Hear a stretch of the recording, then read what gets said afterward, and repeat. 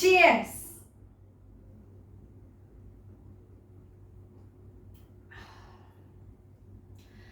Wine is fine. कारण wine माझं पहिलं अल्कोहोलिक ड्रिंक. ही दारू आहे हा विचार आधी मनातून काढून टाका. तसे तर सगळेच अल्कोहोलिक ड्रिंक्स कमी अधिक प्रमाणात सारखीच असतात. जॅक डॅनियलची चव जशी अमेरिकेत तशीच ती भारतात किंवा इतर कोणत्याही देशात. पण वाईनचं तसं नाही. हिच्या प्रत्येकीची स्वाद, टेस्ट, स्मेल ऑलवेज डिफरंट.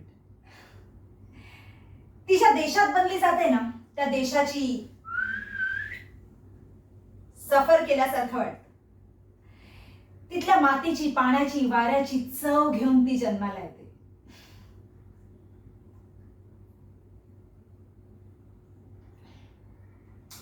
मी तर ऐकलंय की एकाच मळ्यातील द्राक्षांपासून वेगवेगळ्या माणसांनी बनवलेल्या वाईनला त्या माणसांच्या हाताची सुद्धा चव असते. जसा एकच मेनू 4 वेगवेगळ्या बायकांनी केला तर 4 वेगवेगळ्या चवी घेऊन जन्माला येतो. एक्झॅक्टली तसंच आहे.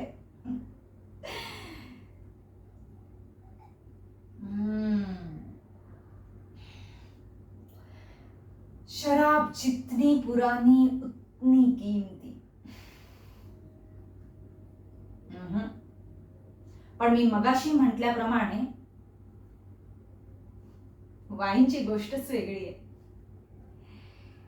हिच्या प्रत्येक बाटलीचं आयुर्मान ठरलेलं आहे.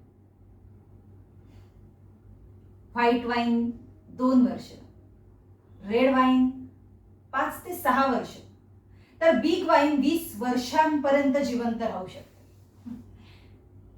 20 वर्षांपर्यंत.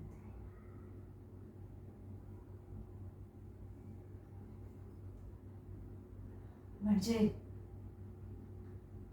तिच्याही आयुष्याला मर्यादा आहे.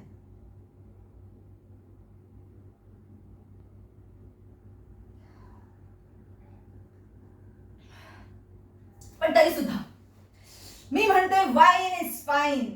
कारण ती पाण्यापेक्षाही शुद्ध आहे, शरीरासाठी उत्तम. रोज 1 ग्लास घेतला ना तरी हृदय रोग टाळले जाऊ शकतात. स्त्रियांच्या स्तनाचा कॅन्सर बरा करण्यासाठी एकदम फायदेशीर.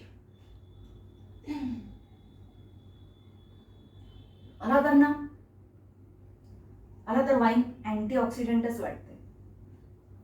आणि म्हणूनच म्हणते मी बायकांनो, वाईन बिनधास्त प्या. Wine is fine.